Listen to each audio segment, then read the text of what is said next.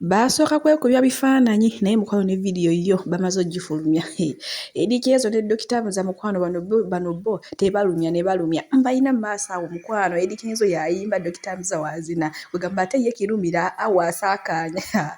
Bannange ngenda kuba nkutuusako buvidiyo wonna saagala kutema mugambo bo munaye remanamakula batandise dda okwemulugunya kiki wakola bano abasajja. Ngenda kuba bino byonna mbikutuusako mu maaso awo ate era ye munnange omwana wo eyaleta engombo ya kabaka Mwaga nanyiira abantu abamu batandise okuvaayo ne batunuuliramu eyo ensonga nti omwana munnaye mwagala mukozesa bukozesa mumufuule nga muzeeyi ye bano mbadde saagala obisubwe naye nga sinnabakuba nga nkutuusaako ebyo ebintu byonna zino emboozi zonna ey'omwana wa kabaka Mwaga ne ya Dr Hamza Eddy Kenzo Rema Namakula n'ekirumira mbadde nsaba mbi mukwano vidiyo sooka ogimpereka like era n'ensaba mukwano gwenna nga tonnaba kusubscribe wano ku Buyinza Severe News mukwano subscribinga era onyigire ne mu notification bell oleme kusuubwanga Buyinza Severe News kyonna kyabakola kyabanga ateekayo nabagambye wano nzimbira ne updates buli kadde buli ddakiika era ne sijjako wakwebaza gwe ne ya subscribing wano ku Buyinza Severe News nti mukwano wakolera ddala ekisinga naye era gwe n'omutayagala okulangira business wano ku screen teekawo ennamba ya WhatsApp tokuba ate ng'ojjanga tukimala bumazi munnaye basooka bifaananyi so nga ne vidiyo ejja bannaye bano bo batukubye akavulu bongedde okulumya Eddy Kenzo ne Dr Hamza bannaye bano bo tebalumya ne balumya naye munnaye nga sinabakutwala nnyo basho enyerozi batandise dda okubuuza munnaye maama Amaro maama Aliya wakozesa ki sooka obawulireko kiki kye wakozesa okugatta bano abasajja ababiri Dr Hamza ne Rema Namakula munnaye baagala kwaka akantu kewakozesa oba wasaba ssaala mbu bawulire ssaala zewasaba bannaye mukwano basooka bifaananyi tugamba bya bifaananyi so nga ne vidiyo naye ekolaki naye ne vidiyo ejja nti munnange abasajja be yafuna omujjukira musawo ate mukonyi wa dansi ate omulala muyimbi nejjukira nabaleeterako awo ne bagamba nti Eddy Kenzo ayigiriza Dr Hamza okuyimba nkyowulidde ekintu ekyo mbu ate ne Dr Hamza ayagala kuyigiriza Eddy Kenzo obusawo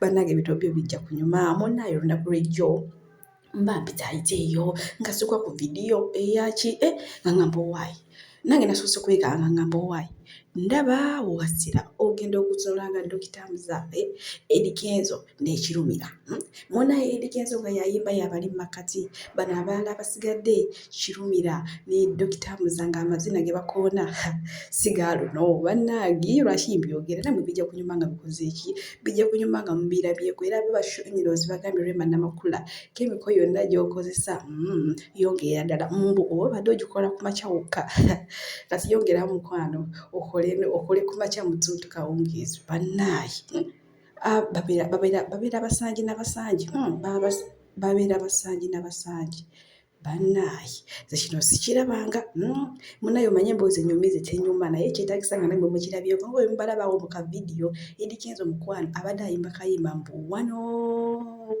wano nze sivaawo wano kono nkutte nze sivaawo kakayimba laba wano mbasa akapureyinga kuba singa akapureyinga ate kaba kajja kuleeta emitawaana yene nga kyekyo naye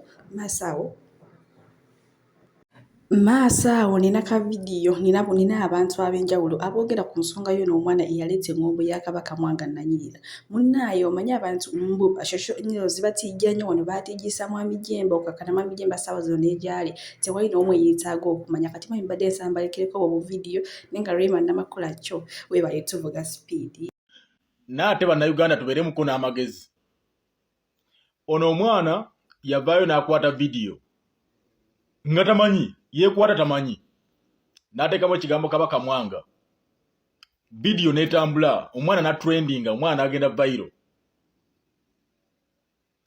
naye kati essaawa zino mwagenze mu kyalo ne mumugjayo ne mumuleeta e Kampala mumututte mu restaurants ez'ebbeeyi mumututte mu saloons ez'ebbeeyi mulidde naye ebyekyemisana mwekubisiza naye selfies na biki ku mativi mumututteko naye ate eyo si ebizibu byona omwana kubanga kati muli kumuwanika waggulu expectations ze zonna muli ziwanika waggulu omwana alimu endowooza kati emugamba nti bwe buno obulamu bwagenda okutandika okutambuliramu okuva n'olwaleero naye ng'ate si kigenda okubeera oba okitegeera wabula buli omu kati kyaliko twekwate naye vidiyo tukole selfies tukole ki tutrendinge then ku nkomerero y'olunaku oyo mwana muleke addeyo mu kyalo.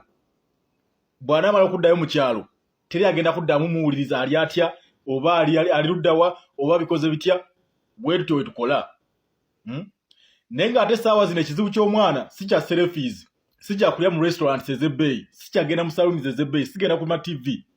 Ekizibu ky'omwana kye ky'okusoma. Oyo mwana alina okuba nga musomi era ng'asoma.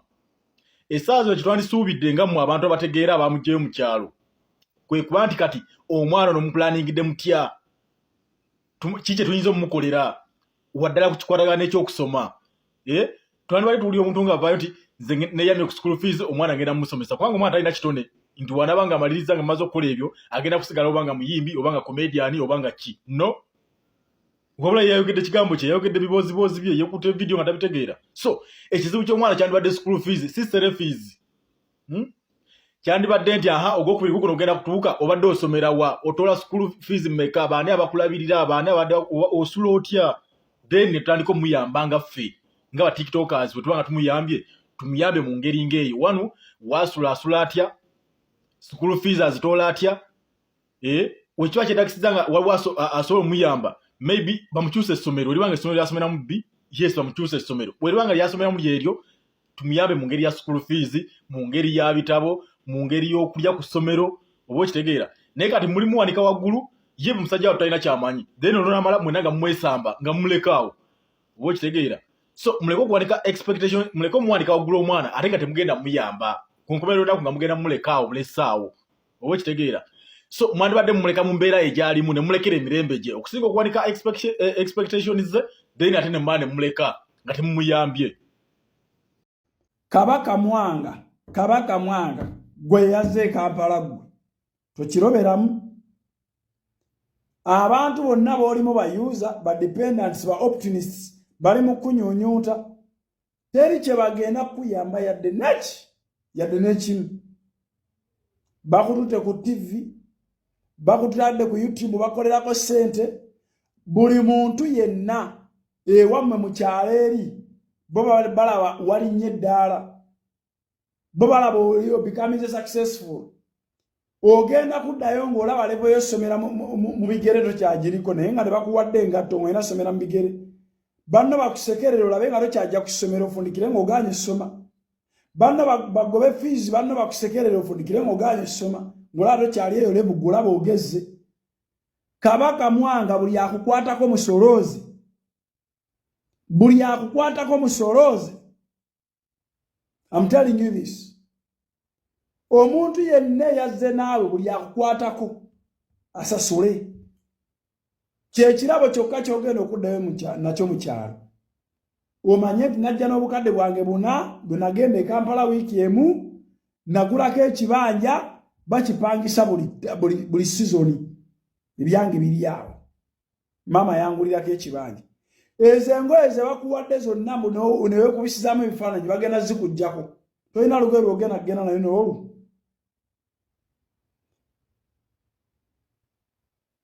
Byonna bakusuubiriza mu kamera tubalaba wano ku TV nange muwadde abiri. Nange byonna tebagenda kuwa yadde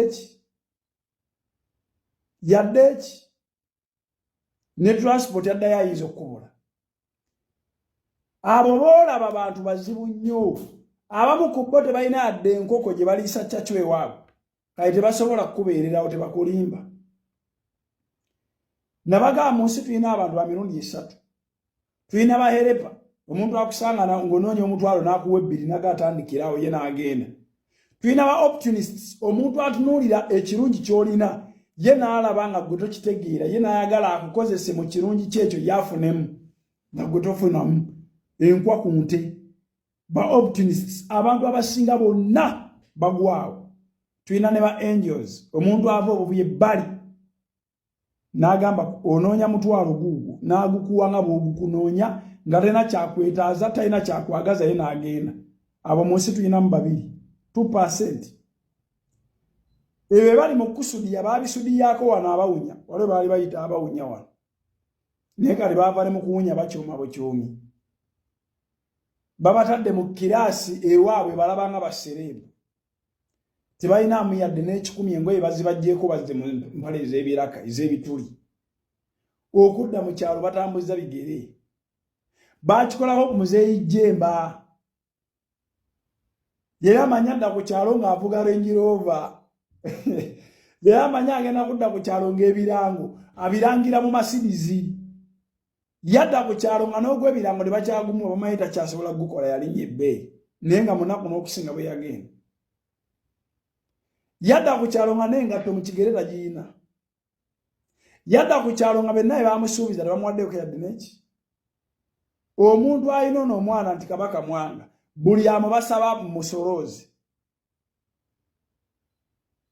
benyinza okwogera nga atategeera wano naye ojja kumala otegeere nti nali ntegeera